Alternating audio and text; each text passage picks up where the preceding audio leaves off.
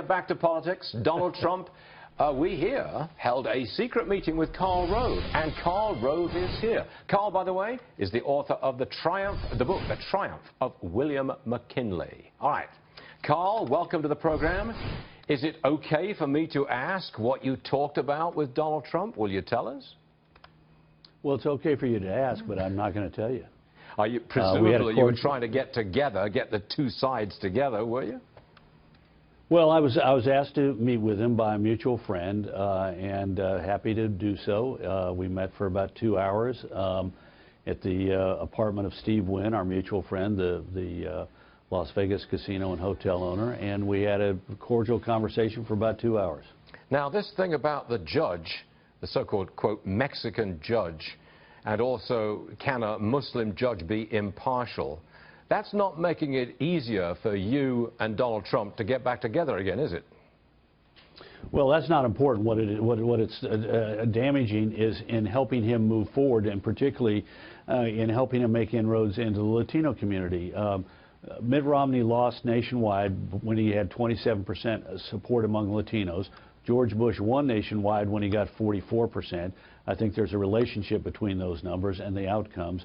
And it doesn't help Donald Trump when he takes a guy who was born in Indiana to parents who immigrated legally from Mexico and calls him a Mexican. How do you think this makes people who are Mexican Americans feel that somebody who is here, who's an American citizen, born on U.S. soil, is dismissed by Trump as A, a Mexican as opposed to an American, and B, is thought to be, simply because of where his parents came from, to be opposed to Donald Trump because of his views on the wall. I mean, what Donald Trump was doing was giving license to any Latino to vote against him, because he himself says, if you're a Mexican, you don't like my wall, and therefore, you know, you're against me in the court of law. Well, they're going to say, I'll be against you in the ballot booth if he keeps that up. Now, you sat down with him for a couple of hours.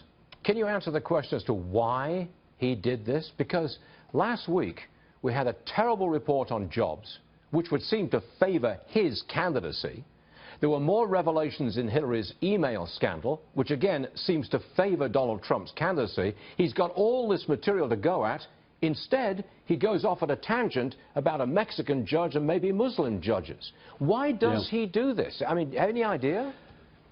No, I don't have an idea. I will say it's worse than you depicted. He also obscured the fact that he had an endorsement from Paul Ryan last week, and he also stepped on the news about his having raised $6 million from veterans. He'd already, however, damaged that in part by being angry when talking with the press about it, rather than, you know, sharing the triumph of what he had done on behalf of all these veterans groups and mocking the press for thinking that he wouldn't get the job done of raising $6 million.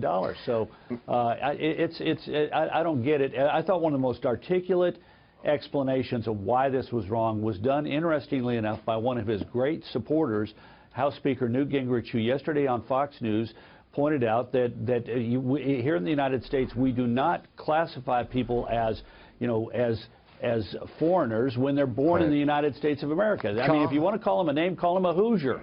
He was born in Indiana. It doesn't sound to me like you had much agreement in that meeting with Donald Trump, but you're not going to tell us, so I'm not going to press it further. No, that's mistaken. We had a cordial conversation, just that we didn't talk. It occurred 10 days ago, or nearly 2 weeks ago, so it happened well before the incident of last week. Karl, I've got to run, but I appreciate you being on the show this morning. Thanks so much, Karl Rove. You bet. Thank you, Stuart. All right.